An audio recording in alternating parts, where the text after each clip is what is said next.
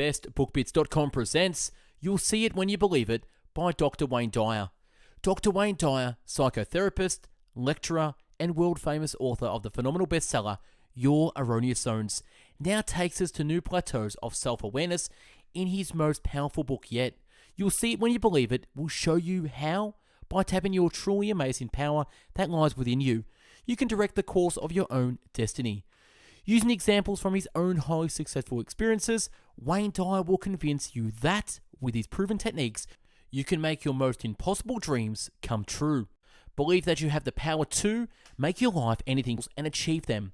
Turn obstacles into opportunities, rid yourself of guilt and inner turmoil, develop a strong inner confidence, dramatically improve relationships, choose a life of abundance, spend every day doing the things you love to do.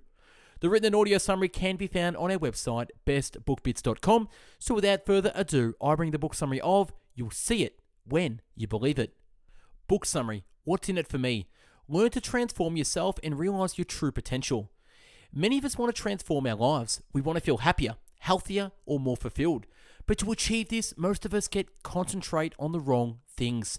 We think we can be healthier simply by hitting the gym, or we can be happier simply by changing our jobs. These thoughts of paths won't lead you to what you're really searching for. Instead of looking for happiness from outside, you'll need to find it internally, inside your mind. The only way you can truly transform your life is to change the way you think and the way you understand the universe. This book summary will show you what you need to do to achieve this kind of transformation. You'll learn how to let go of all external constraints, stop depending on others, and feel truly fulfilled by what you have and who you are. You'll also learn why letting go of the things gives you more control, why the universe is like a giant song, why forgiving the people who've hurt you gives you more power, what a remote-controlled car has to do with destiny, and why nothing in life is a coincidence. Summary Part 1. When you realize that 99% of who you are exist outside your physical body, you'll be able to fully transform yourself. Have you ever felt desperate to make positive changes in the way you do things? Most people feel this way at some point in their lives. But how exactly can we go about doing this? How can we transform ourselves into who we want to be?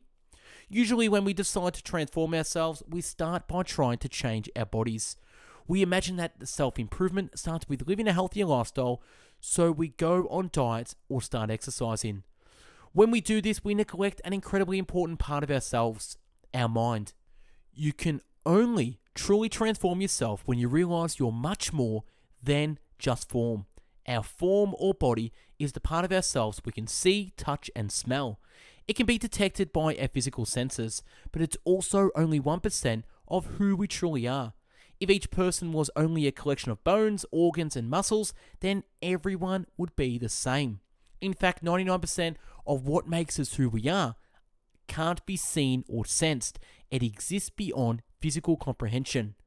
This part of us is our higher consciousness, our feelings, thoughts, and mind. If you can concentrate on making positive changes to this part of yourself, the change will be stronger. Unlike your physical form, there are no restrictions on how much you can change your mind. You can exercise as much as you want, but eventually there will be a limit on how much you can bench press. Your higher consciousness is different. However, you can develop and transform it as much as you like. This means that change is ultimately dependent on you. You're in control. There are no external barriers at all. Summary Part 2. Nourish your thoughts so you can transform them into reality. What does your favorite childhood memory have in common with your dream of a perfect future? Well, you experience both of them as thoughts or images in your mind.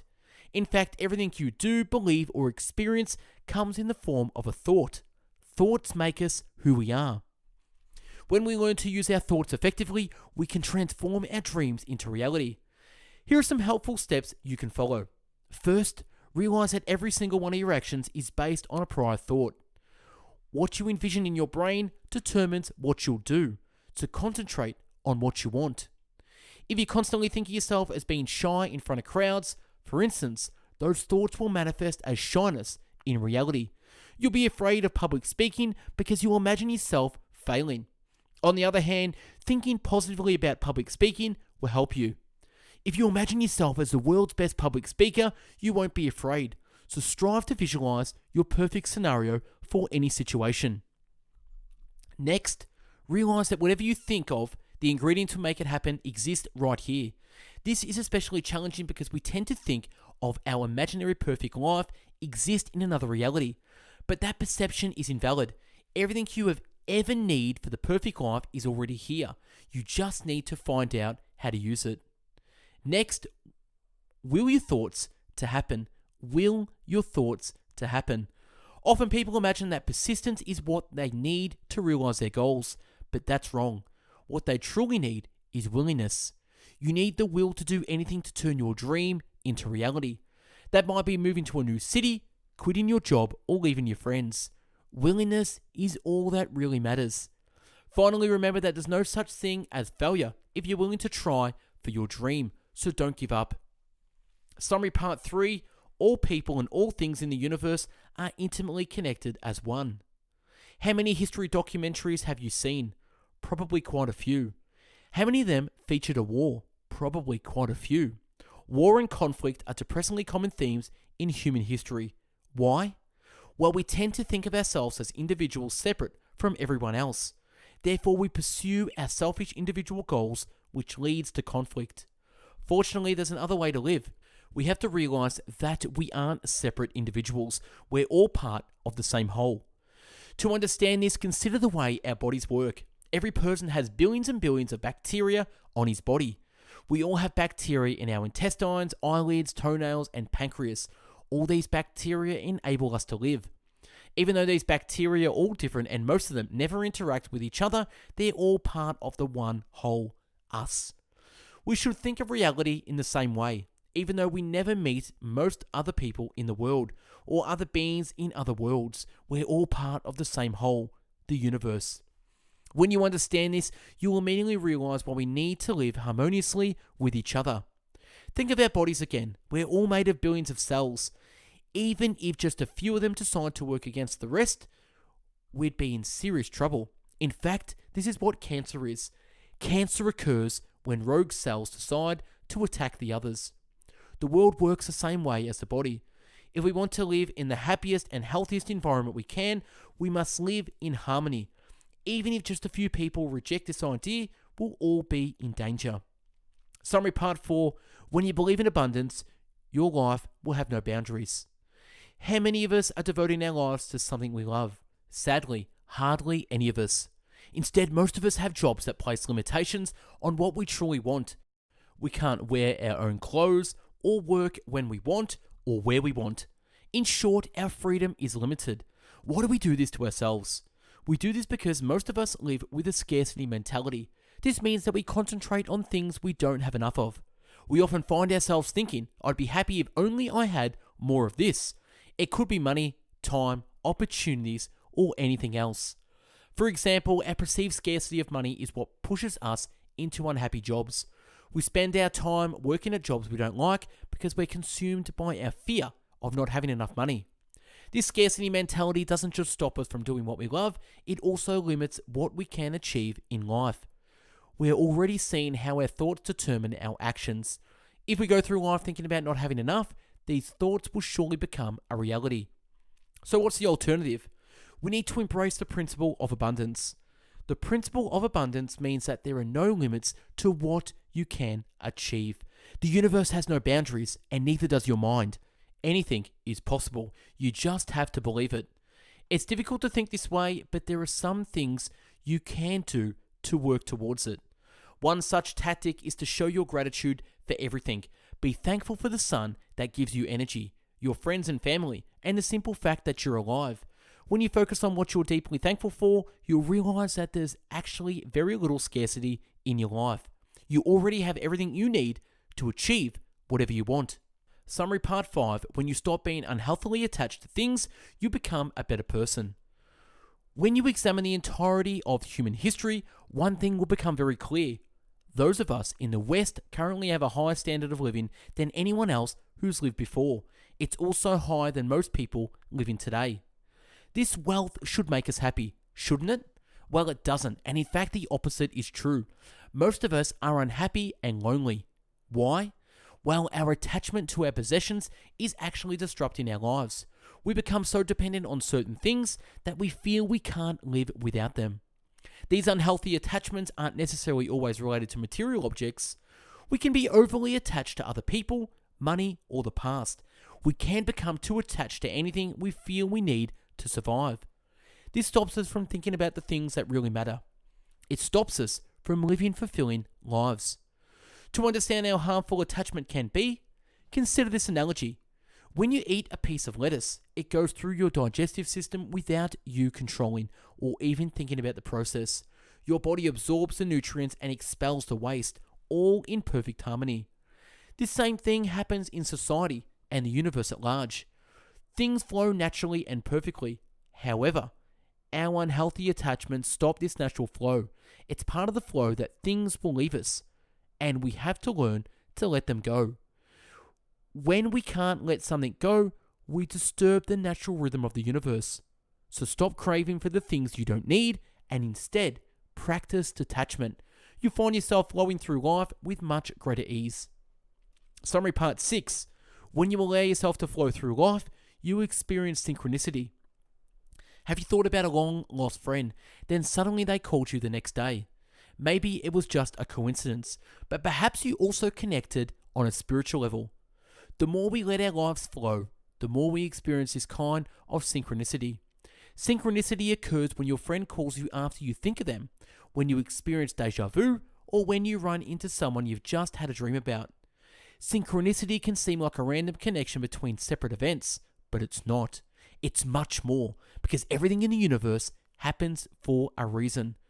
This phenomenon is difficult to comprehend because we fail to see the links between our thoughts and reality. So if we experience synchronicity, we often assume it's a random coincidence. It's much easier to understand connections we see visually. Imagine a child hangs a toy on a piece of string. We understand the connection between the toy and the string because we can clearly see it. Connections in synchronicity, however, are invisible, so they're more difficult to make sense of. Thinking about a remote-controlled car can help you overcome this. We know the car and the controller are connected, even though it's not physical. The same thing happens with synchronicity. Everything is connected. We just don't see it. When you accept synchronicity and the interconnectedness of the universe, you'll realize that everything happens for a reason. The path of the universe is already laid out. There is no randomness.